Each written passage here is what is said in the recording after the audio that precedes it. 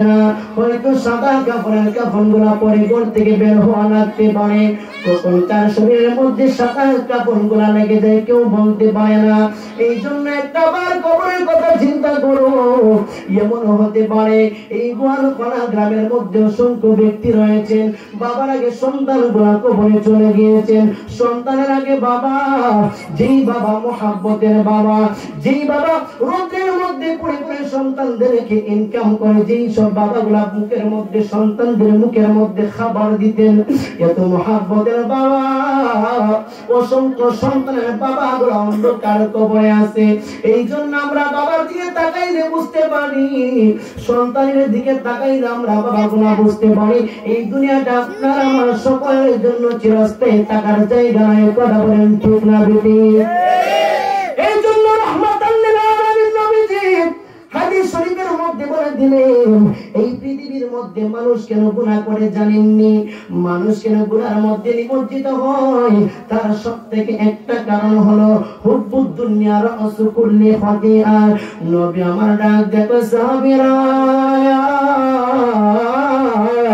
ওই আমার আপনাদের সাহাবীরা, জানেন সাহাবীরা, মানুষ কেন দুনিয়ার মধ্যে, তারা কেন গুনার মধ্যে নিমজ্জিত হয়? সাহাবায়ে কেরাম ডাক দেখো, ইয়া রাসূলুল্লাহ, নবী গো, ও মায়ের নবীজি, দয়ার নবীজি, কেন মানুষগুলা গুনাহের মধ্যে লিপ্ত হয়? নবী আমার ডাক দেখো সাহাবীরে, যাদের অন্তরের মধ্যে বেশি দুনিয়ার মুহাব্বত রয়েছে, যারা আখিরাত থেকে, পরকাল থেকে যারা দুনিয়াকে বেশি মুহাব্বত করে, তারাই বেশি গুনাহের মধ্যে লিপ্ত থাকে। চিৎকার মেরে বলি আমরা নাউজুবিল্লাহ। আখিরাত থেকে দুনিয়াকে প্রাধান্য দিলে মানুষ কিন্তু দিন দিন গুনাহের মধ্যে বেশি বেশি নিমজ্জিত হয়। চিৎকার মেরে বলি আমরা নাউজুবিল্লাহ। এই জন্য আমার বাবাজিরা, গোয়ালপাড়ার বাবাজিরা, এই জন্য আপনাকে আমাকে দুনিয়াকে বেশি প্রাধান্য দেওয়া যাবে না, আখিরাতকে অবশ্যই প্রাধান্য দিতে হবে। এই জন্য আল্লাহ পাক রব্বুল আলামিন কুরআন কারীমের মধ্যে ঘোষণা করে দিলেন, ইযা জাআ আজালুহুম ফালা ইস্তাখিরুনা সাআতাও ওয়া লা ইস্তাকদিমুন। আল্লাহ পাক রব্বুল আলামিন কুরআন কারীমের মধ্যে আল্লাহ ঘোষণা করে দিলেন, ও পৃথিবীর মানুষ, তোমরা জেনে রাখো, এই দুনিয়ার মধ্যে আমি আল্লাহ পাক রব্বুল আলামিন তোমাদেরকে লক্ষ লক্ষ কোটি কোটি টাকার মালিক বানাইলাম, কিন্তু একটা বার জেনে রাখবা, যখন আজরাইল তোমাদের সামনে চলে আসবে, মালাকুল মাউত যখন তোমাদের সামনে চলে আসবে, এই সুন্দর দুনিয়া, আমার এই বাংলা হলো সবুজ শ্যামল এই সোনার বাংলা, এই বাংলার মধ্যে কোনো মানুষ যদি আজরাইলের সামনে চলে আসে, এক সেকেন্ডের সময় দেওয়া হবে না।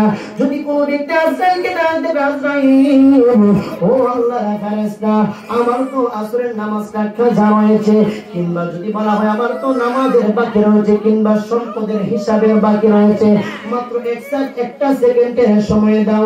আজরাইল ডাক দেয়া বলবে, আল্লাহর বান্দা, আমি তোমাকে এক সেকেন্ডের সময় দিতে পারবো না। ইযা জাআ আজালুহুম ফালা ইস্তাখিরুন। আল্লাহ পাক রব্বুল আলামিনের হুকুমে আজরাইল যখন মানুষের সামনে চলে আসবে, ওই মানুষগুলো এক সেকেন্ডের সময় পাবে না। এই জন্য আল্লাহ পাক রব্বুল আলামিন বলে দিলেন, ইযা জাআ আজালুহুম ফালা ইস্তাখিরুনা সাআতাও ওয়া লা ইস্তাকদিমুন।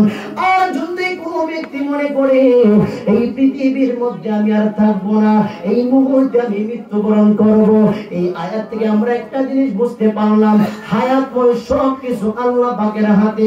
মানুষ চাইলে মৃত্যুবরণ করতে পারবে না, মানুষ চাইলে এই দুনিয়ার মধ্যে এক সেকেন্ডের সময় বেশি থাকতে পারবে না।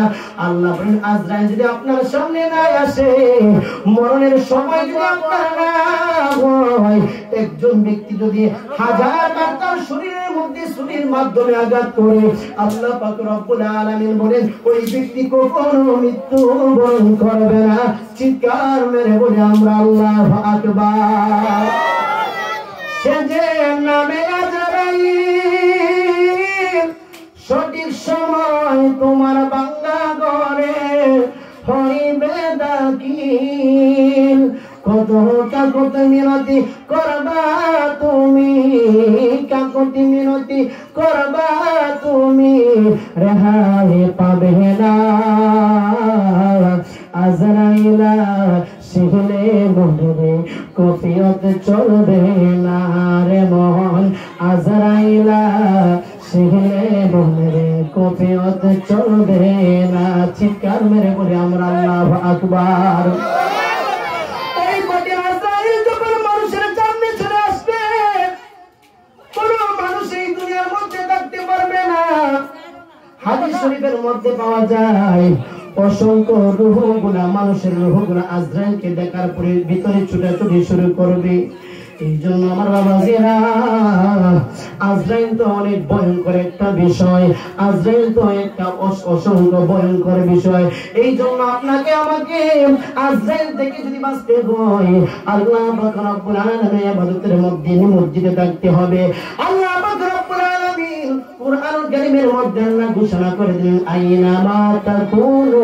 ইউদরিকুমুল মাউত ওয়ালাউ কুনতুম ফি বুরুজিন মুশাইয়াদা আল্লাহ পাক রব্বুল আলামিন বলেন ও পৃথিবীর মানুষ যদি কোনো ব্যক্তি এমনটা ভিতরে আকীদা রাখে এমনটা ভিতরে ধারণা রাখে হয়তো আমি যদি পাহাড়ের মধ্যে চলে যাই পাহাড়ের মধ্যে গেলে হয়তো আমাকে মৃত্যুগুলা পাকড়াও করতে পারবে না হয়তো আমি যদি সাগরের নিচে চলে যাই হয়তো মৃত্যুগুলা আমাকে পাকড়াও করতে পারবে না এই জন্য আল্লাহ পাক রব্বুল আলামিন বলেন মানুষ যদি পাহাড়ের মধ্যে চলে যায় মৃত্যু থেকে বাঁচার জন্য কিংবা মানুষ যদি সাগরের নিচে চলে যায় মৃত্যু থেকে বাঁচার জন্য অবশ্যই অবশ্যই মৃত্যু মানুষদেরকে যে কোন স্থানের মধ্যে পাকড়াও করবে চিৎকার মেরে বলি আমরা আল্লাহু আকবার মরণ থেকে বাঁচার কোনো উপায় নাই মানুষ যেই জায়গাতেই যাক না কেন যে কোনো স্থানে গেলে মানুষের মৃত্যু হবে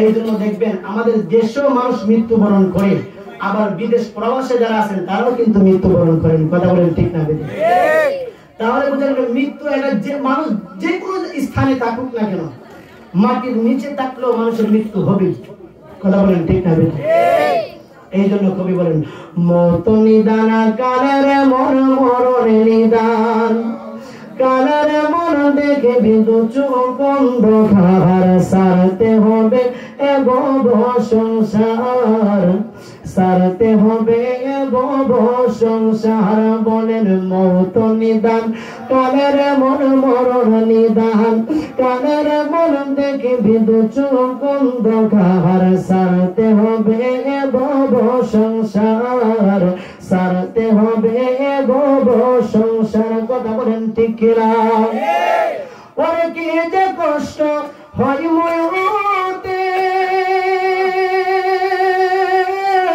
ওরে মুর্দা যারা কেউ না বুঝে বুঝতে পাগল হয়তো সবাই বুঝলে পাগল বুঝলে পাগল হয়তো সবাই রাখি আমার সংসার সারতে হবে ভব সংসার সারতে হবে ভব সংসার মত নিদান কালের মন মরণ নিদান কালের মন দেখে বিদু চোখ অন্ধকার সারতে হবে ভব সংসার সারতে হবে ভব সংসার ওরে সাদা কাপড় পরাইয়া ওরে রাখবে কবরে শুয়াইয়া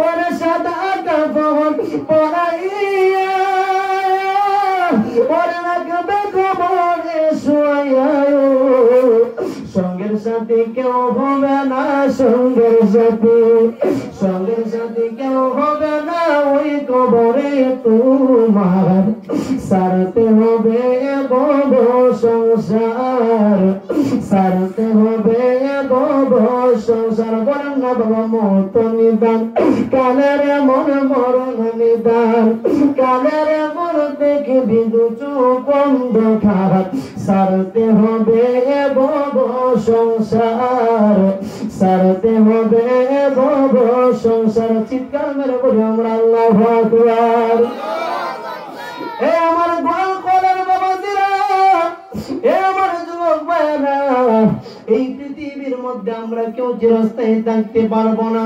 এই জন্য আল্লাহ বলেন মউত অবশ্যই আপনাদেরকে পাকড়াও করবে। গোয়ালপাড়ার জমিনের মধ্যে আজরাইল আসবে, আখাউড়ার জমিনের মধ্যে আজরাইল যাবে, বাংলাদেশের যে কোনো প্রান্তের মধ্যে আজরাইল অবশ্যই আসবে। এই জন্য আমার বাবাজিরা, মানুষ যখন সময় আজরাইলের সম্মুখীন হয়ে যায়, এই মানুষগুলা দুনিয়ার মধ্যে থাকার কোন সময় পায় না। এই মানুষগুলা মৃত্যুবরণ করার মধ্য থেকে হাদিসের পাশে মানুষের মৃত্যু হলো দুই প্রকার। জোরে বলুন কয় প্রকার? আরো জোরে বলুন কয় প্রকার? মানুষের মৃত্যু হাদিসের ভাষায় দুই প্রকার। এক প্রকার মৃত্যু হলো ইমানদারের মৃত্যু, আর এক প্রকার মৃত্যু হলো বেঈমানের মৃত্যু। মরণ সবাই হবে, মরণশীল সবাই, কিন্তু সবার মরণ একরকম নয়। মানুষ যখন মৃত্যুবরণ করবে, ইমানদারের মৃত্যুটা অনেক আরামে মৃত্যু হবে। বেঈমান যারা হবে গো, তাদের শাস্তির কোনো অভাব নাই, শাস্তির কোনো অভাব নাই। এমন কঠিন শাস্তিগুলো মরণের সময় দেওয়া হয়, হাদিস শরীফের মধ্যে পাওয়া যায়। এই মরণের বেদনা, এই মরণের যন্ত্রণা যদি কোনো ব্যক্তিকে দেওয়া হইতো, এই মানুষগুলা জীবনে নামাজগুলা কাজা করতো না, মুসলমানকে মাথার মধ্যে বাড়ি দিত না, আল্লাহু আকবার বইলা মুসলমানকে আক্রমণ করতো না, আল্লাহু আকবার বইলা যে আলেমগুলা সমাজের মধ্যে নবীদের পক্ষে কথা বলে, তাদের বিরুদ্ধে কখনো মামলা করতো না। কথা বলুন ঠিক না বেঠিক? এই জন্য আমার বাবাজিরা, এমন কিছু মানুষ সমাজের মধ্যে আছেন, লেবাসদারি কিছু মানুষ পাওয়া যায়, যে মানুষগুলা নবীজির আলোচনা করতে রাজি হয় না, যে মানুষগুলা সুন্নি উলামায়ে কেরামদের উপরে ঝাঁপিয়ে পড়ে, আমি এই দিকে যাব না। ইমানদারের মৃত্যু হলো এমন সুন্দর মৃত্যু, নবী আমার ডাক দেখো সাহাবীরা, ওই আমার প্রাণের সাহাবীরা, মানুষদের মধ্যে মৃত্যু হলো দুই প্রকার। একটা হলো ইমানদারের মৃত্যু। সাহাবায়ে কেরাম ডাক দেখো, ইয়া রাসূলুল্লাহ, নবী গো, ও মায়ের নবীজি, দয়ার নবীজি, আপনার কাছে আমরা জানতে চাই ইমানদারের মৃত্যুটা কেমন।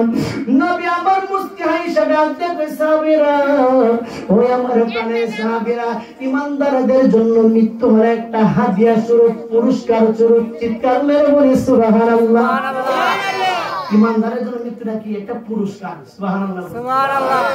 আমরা মানুষ কি করি, যদি দেখি আমাদের জ্বর হয় কিংবা অসুস্থ হয়, আমরা অসুস্থ থেকে বাঁচার জন্য, দুনিয়াতে বেশি দিন থাকার জন্য পাগল হয়ে যায়। কথা বলেন ঠিক না বেঠিক? আর ইমানদাররা কেমন জানেন? এদের মৃত্যু আসলে এরা মনে করে যে আল্লাহর পক্ষ থেকে একটা পুরস্কার আসছে। সুবহানাল্লাহ, সুবহানাল্লাহ। এই জন্য নবীজি বলেন তুহফাতুল মুমিনিল মাউত, মউত হলো ইমানদারের জন্য একটা পুরস্কার স্বরূপ। চিৎকার মেরে বলি সুবহানাল্লাহ। এবার দেখেন নবী কি বলেন, মায়ার নবীজি মুস্কি হাসে ডাক দেখো, সাহাবী, ওই আমার প্রাণের সাহাবীরা, ইমানদারের মৃত্যুটা অনেক সুন্দর মৃত্যু হবে। সাহাবায়ে কেরাম ডাক দেখো, ইয়া রাসূলুল্লাহ, নবী গো, ও মায়ের নবী, তাদের মৃত্যুটা কেমন হবে একটু বর্ণনা করে শোনান। নবী আমার ডাক দেখো, সাহাবীরা, ইমানদার যখন স্বর্গাতের বিছানার মধ্যে পড়ে যাবে, আজরাইল যখন তাদের সামনে চলে আসবে, এই আজরাইল কঠিন কোন চেহারা নিয়ে আসবে না, সুন্দর একটা চেহারা নিয়ে আজরাইল ওই ইমানদারের সামনে চলে আসবে। এই আজরাইলের চেহারা থাকবে সূর্য থেকে নূরে ঝলমল করবে, তার আকৃতি অনেক সুন্দর থাকবে, গায়ের মধ্যে সুন্দর পোশাক পরিধান করে ইমামদের সামনে এসে ডাক দেয়া বলবে, হে আল্লাহর পবিত্র আত্মা, হে আল্লাহর পবিত্র আত্মা, আল্লাহর সন্তুষ্টির জন্য তুমি বের হয়ে আসো। যেই মাত্র এই দেহের মানুষকে রূহকে যখন ডাক দেয়া বলবে, আল্লাহর পবিত্র আত্মা, তুমি আল্লাহর সন্তুষ্টির দিকে চলে আসো। হাদিস শরীফের মধ্যে পাওয়া যায়, নবী আমার ডাক দেয়া কয়, সাহাবীরা, কেমন সুন্দর ভাবে তার জানটা কবজ করবে তোমরা জানো নি। হাতের মধ্যে একটা পানির গ্লাস দিলে, এই গ্লাস থেকে পানিগুলা পান করা যতটুকু সহজ হবে রে বাবা, আমার আপনার নবীজি বলেন, সাহাবীরা, ইমানদারের মৃত্যুটা দুনিয়ার মধ্যে পানি পান করা থেকে আরো সহজে তাদের এই জানটা কবজ করে নেবেন। চিৎকার মেরে বলি আমরা সুবহানাল্লাহ। মরণের চিঠি যখন আসবে আমার, কালেমার তারকে দিও বারবার, মরণের চিঠি যখন আসবে আমার, কালে